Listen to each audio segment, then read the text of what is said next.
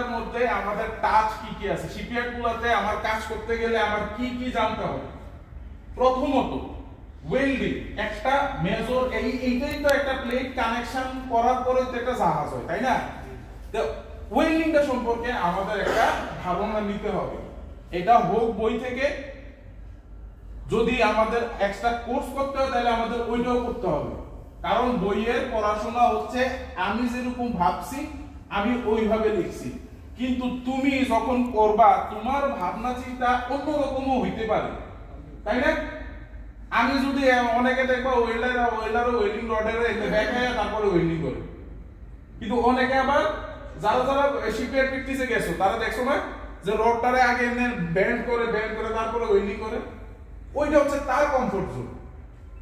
কিন্তু নরমালি অনেকে আবার দেখবে একটা স্টিক সোজা স্টিক আছে, সোজা স্টিকে ওয়েল্ডিং করে, ওইটা হচ্ছে তার কমফোর্ট জোন। এক এক জনের কমফোর্ট জোন ডিফারেন্ট, ঠিক আছে?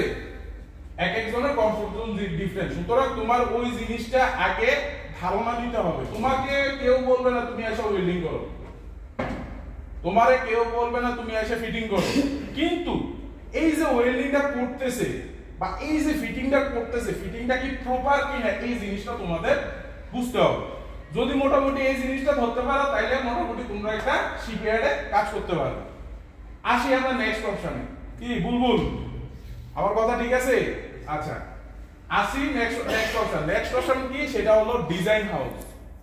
ডিজাইন হাউসটা কি? এই যে আমরা একটা জাহাজ তৈরি করতেছি, ওভারঅল একটা জাহাজ যখন আমি তৈরি করব, এই জাহাজের তো একটা ডিজাইন করা প্রয়োজন। এই ডিজাইনটা করবে কি? সবাই যদি শিপইয়ার্ডে যায় ঢুকে তাহলে ডিজাইন হাউসে চাকরি করব, ডিজাইন করব। তোমাদের এই কারণে এই যে এখন বর্তমানে 6 সেমিস্টার থেকে যারা 7 সেমিস্টারে উঠতেছো তাদেরকে আমি অলরেডি শিপ বিল্ডিং লাইন্স প্ল্যানের কাজ করাইতেছি, ঠিক আছে না? শিপ বিল্ডিং এর লাইন্স প্ল্যানের কাজ যখন তোমরা একটা কমপ্লিটলি করতে পারবা, তোমাদের একটা ক্যাপাসিটি হয়ে যাবে তোমরা একটা ডিজাইন হাউসে কিভাবে কাজ করতে হবে এবং সার্ভাইভ করতে হবে। এর জন্য তোমার মেইনলি যে জিনিসটা জানতে হবে হাতে খড়ি, সেটা হচ্ছে অটোক্যাড। আমি যেটুকু পারি আমার দ্বারা আমি 100% এর মধ্যে আমি 100% চেষ্টা করব যে তোমাদেরকে দেওয়ার জন্য, কিন্তু তোমাদেরও জিনিসটা নিতে হবে। আর আমি দিয়ে গেলাম তুমি আমাদের ফিডব্যাক কিছু দিলে না, সেটা হবে না।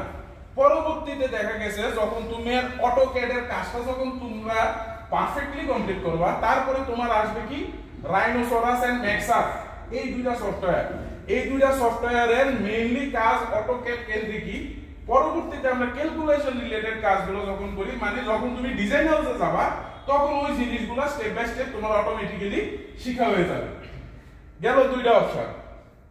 তারপরে আমরা সম্ভবত ক্লাসিফিকেশন সোসাইটি সম্পর্কে সবাই টুকটাক পড়াশোনা করছি, যে আইএলও দ্বারা নির্ধারিত যে ক্লাসিফিকেশন সোসাইটিগুলো আছে, তাই না? যেমন লয়েডস রেজিস্টার, ব্যুরো ভেরিটাস, হ্যাঁ, জার্মান লয়েডস, তারপরে ডিএনডিজিএল, হ্যাঁ, তারপরে এনকে, এই ধরনের রিনা, এই ধরনের ক্লাসিফিকেশন সোসাইটি আছে। এই যে ক্লাসিফিকেশন সোসাইটির কিন্তু কিছু রিকোয়ারমেন্ট আছে, কিছু রিকোয়ারমেন্ট আছে যে জিনিসগুলো আমাদের ফুলফিল করতে হয়। এর মধ্যে একটা ডিপার্টমেন্ট হলো এক্সরে। আমাদের হিউম্যান বডির যেরকম এক্সরে হয়, আমাদের হার্টডি বা চেস্ট বা ব্যাক সাইড আমরা এক্সরে করি না, এরকম কিন্তু জাহাজেরও এক্সরে হয়। শুনতে একটু অবাক মনে হইতেছে না? শিপ বিল্ডার যারা আছে তাদের অবাক লাগার তো কথা না, মেরিনার যারা আছে তাদের তো অবাক লাগার কথা না, তাই না? কারণ এই এনডিটি টেস্ট এটা একটা সিস্টেম, নন ডিস্ট্রাকটিভ টেস্ট। লোহারে স্ক্যান করে, একটা লোহা যখন আমরা জয়েন করি, এইভাবে যখন জয়েন করি, এখান থেকে যখন আমি ওয়েল্ডিং করে গেলাম, ওই ওয়েল্ডিংটারে একটা স্পেসিফিক জায়গায় সে স্ক্যান করবে। স্ক্যান করার পরে ওয়েল্ডিং এর ভিতরে যদি কোনো বাবল থাকে, বাবল কি জিনিস মানে বাতাস থাকে, ওই বাতাসটা কোন জায়গায় আছে ওইটা নির্ধারণ করার জন্য আমরা করি এনডিটি টেস্ট, ঠিক আছে? এই এনডিটি টেস্টে কিন্তু জব সেক্টরটা বিশাল।